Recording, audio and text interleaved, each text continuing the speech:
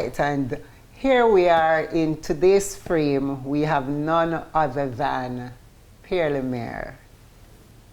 Pierre. Hi, Doreen. Welcome, welcome, welcome. And thank you so much for agreeing to do this. No problem. I believe there are stories to be told from creatives, Couple. and you have years and years and years and years and years of experience.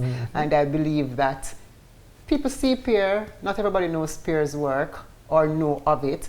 And so we want to use the opportunity to talk a little bit about the work and also a little bit about Pierre. Who is the man behind the mask? Who is the man behind the mime?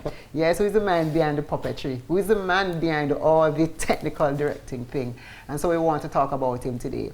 And so we want to start with, you're not a Jamaican native by birth, but out of many one people.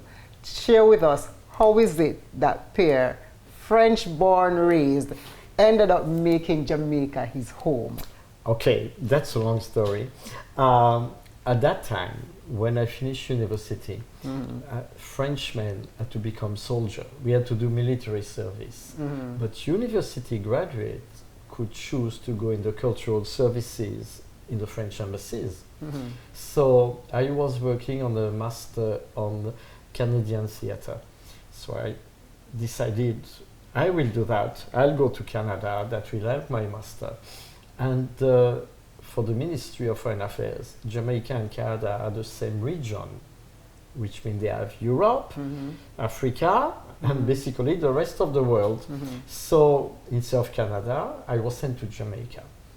So I work with the embassy here as a cultural officer, teaching French, dealing with the cultural people. And that's how I met Dennis Scott, because his wife, Joy, was a French teacher. So she said, oh, you train in theater. Meet my husband, he's the head of drama school. And Dennis said to me, so when you're done, you come and teach with us. I said, sure. When I'm done, I'm back in France, married my wife in France with Jamaican. And Dennis sent a telegram. There was no email in those days. Pierre, we have the job for you, come. So I came back, and that was now in September 1978. And I started at drama school really in 79, because you know the time to do everything. So I started to teach here in 79, and I realized that in France, I was always late. In Jamaica, I was on time.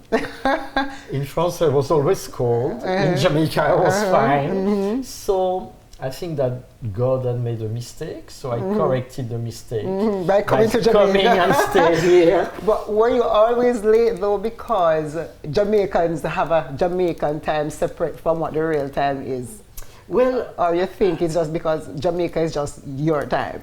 It's just my time. All right. I fitted exactly. And I was lucky enough to, one of the reasons I stayed, of course I'm married to a Jamaican, that's one reason, because family is here. But the other reason is I had those people who introduced me to the Jamaican culture and make me fit in it. I never felt like a foreigner because of Dennis Scott, Olive Lewin, Barbara Gludon. Those three people, they are my godfather and godmothers. Olive took me to Kumina session, took me all over the place. Barbara asked me to work with pantomime from 81 or something like that. So I just fitted in, and I was at home. And I'm still. All right, so let us now get to some of the creative stuff. You wear many hats. Director. You're an actor, you're a puppeteer, and not many persons in Jamaica are familiar with puppeteering. You do clowning. Yes, because I remember I've done some of those work with you, clowning. You're a director of studies, you're a lecturer, you're a graphic artist, husband, father, grandfather, which is the latest role. So you do so many things. Share with us though, how do you balance so many things without having one conflicting with the other, or do you think they all complement each other? They all complement each other. They come from the same space. It's a creative space. And I'm a visual person. So when I do a class in visual communication at Carrie-Mac, and I tell my students, when I was the head of drama school, for instance, I am Pierre Lemaire, I'm the head of drama school, and they say, So why are you doing visual communication? Because it's the same thing. When I direct a play on stage, I look at the composition of my set on it. I look at where my actors will be, how it's going to correspond to my audience. When I'm doing graphic, I'm looking at the composition, how it's going to be, how it's going to, my target is going to react to it. So it's the same creative process. You just use different tools. And for me, I do all of those because I love it. I never worked one day in my life. All of it is what I like to do. Teaching is because I need to share what my passion with my student, and it works because you were my student at once, and I benefited from all of that. Right? Yes. So I see all of that. That in the worst case scenario, if I didn't teach my student a lot of thing about drama, I shared my passion with them, and they got the passion, and that is important. Which is the preferred role, though, of all the ones listed and the ones not listed? It's very difficult. Director is the one that I love the most because... Director or director of studies? Let us be clear. Which of the director we're talking about? Theater director. Okay. Is the one I prefer because you are in charge of everything. So everything goes wrong, you blame yourself because you are in charge of the whole thing. You create from an empty stage. You become God. You create the world. You know, and but director of drama school or dean, as the function is now, that was also great because it allowed me to work alongside with my fellow lecturers and with my students, and that is continuing the art form. It's not only looking at what we do on stage, but how we help that this art form will continue being taught to the students, and so that continuity for me is important. Great. The legacy you give. And this is a very good way to segue into what the next question really is. Because there's a question that I know CSEC generally like to ask of its students for them to, when they study the theatre practitioners, is really to understand how it is that these individual, the work would have impacted the wider Caribbean. And so I want to put that question to you. How do you think all the work that you've done as a director of studies, as a graphic artist, just general creative, how do you think your work would have impacted the wider Caribbean? For me, it's always my students. That's it. My students are, I impacted them, they are impacting other people. So for instance, I was asked to go again to Antigua for the drama festival, which will be in March. Why? Because the people in Antigua doing that were my students here at School of Drama. So they created the festival over there. Then I have the same thing going in Nevis and St. Kitts and Trinidad, etc. So I know the work continue, and that is what is important for me.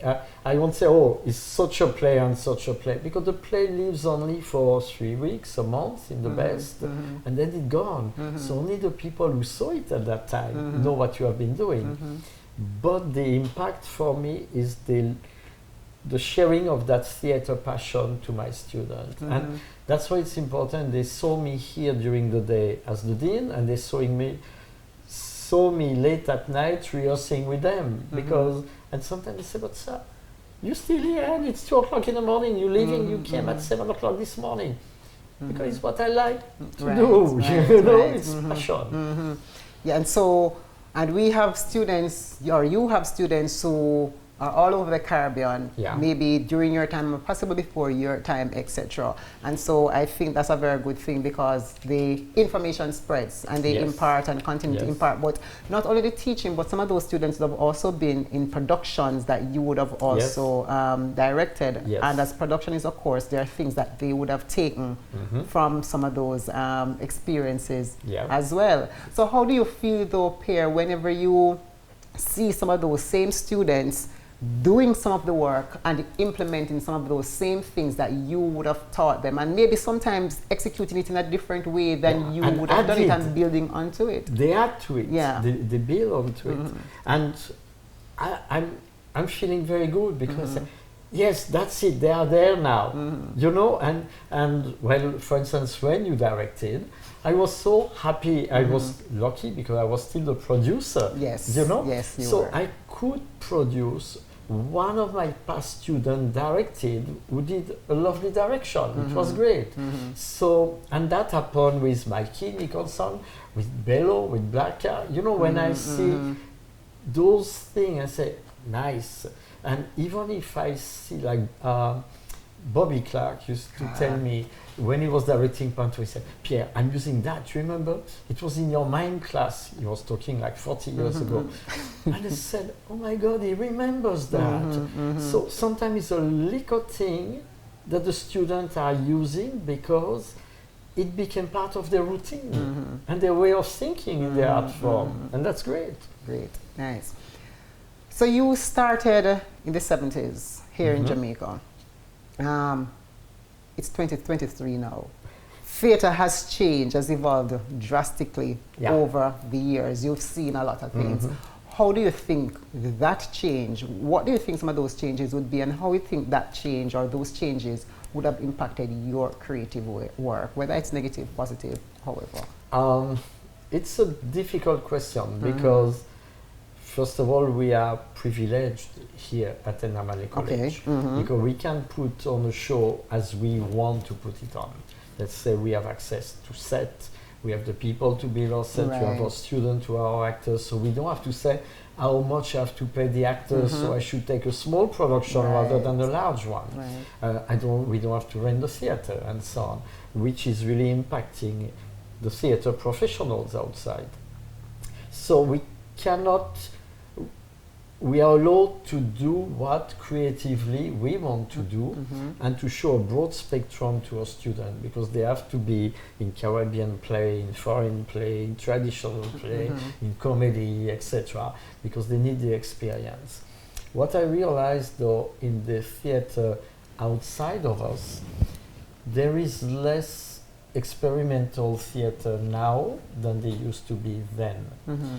Then I'm talking about the 70s when you had Reggie Carter, for instance, directing Bobby Gissé and Dennis Scott, of course. So those people were, even if they were playing or they were doing their production in a commercial space, they were still doing experiment. While now it's more commercial theater is becoming more traditionally commercial in a way. The production is small enough because you cannot afford large people.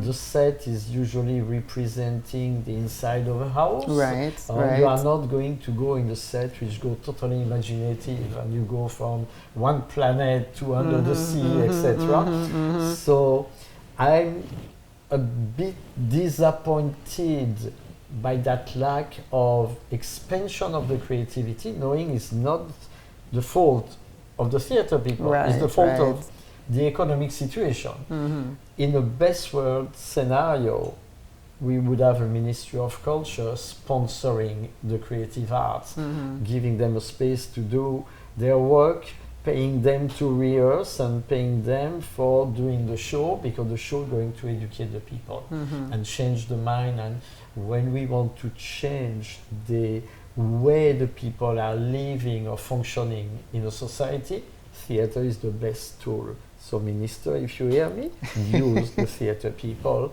to educate. But that's where I would like it to go. Unfortunately, economically, it's staying now in the commercial theater. Okay, great. So let me kind of, well, I'm not switching gears, but you're a family person. You're really big on family. And each time, you know, we talk with you, you're always sharing episodes of your family. I mean, I've been fortunate to have also met some of your kids when they were younger. And now having met Masai. So I know you're really a family person. But you do so many things, Pierre. You're always so busy. To what extent are your families, a two-part question, to what extent are they a part of your creative process? And with you being so busy, how do you really find time to create that family time that you really want? I make the time. But they are part of the process. I remember doing mime when Adrien, who is now 40, was 8 years old, and being my coming in a mime makeup out of my box Right. and so on. Same with Stefan, who is himself a creative because he's a reggae singer, yes. Fab Five, Fab Five, 5 star. 5-star. And so, but there is time for them. Even if Adrien, my big son, used to say, you spend more time in the theater than with me, you spend more time with your students than with me. That is when he was a young teenager. And, but to show you how we manage it, the day of our wedding in France, which was a Saturday, normally people go on holiday or on a special trip. Well, Caroline and I had a children's show to do the Sunday morning, 200 kilometers from Paris. So we jumped in a car and went to do our show as the day after our wedding. So Caroline knew from that time that she didn't only marry me, but she married the theater work as well, you know. So you also brought her in because you said yes. both of you went to the show. That yeah. means she performed in the show. She performed with you. in the show. She performed when we had Kids Stuff, Young People Theatre with Brian Heap. Caroline was one of our full-time actresses in it. So the family has been in it. Then Adrien preferred to do violin than theatre and business. Stefan singing rather than theatre. So Masai, now my grandson, I make sure I bring him to Enamanle College during the summer. So he starts to get the virus and he's playing with my puppets at home.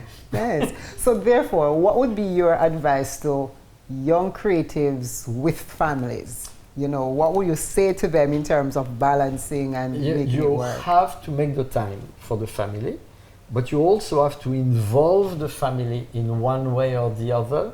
So when you are doing a project, it becomes a bit of their project as well. They get involved in it, they will come to see the show.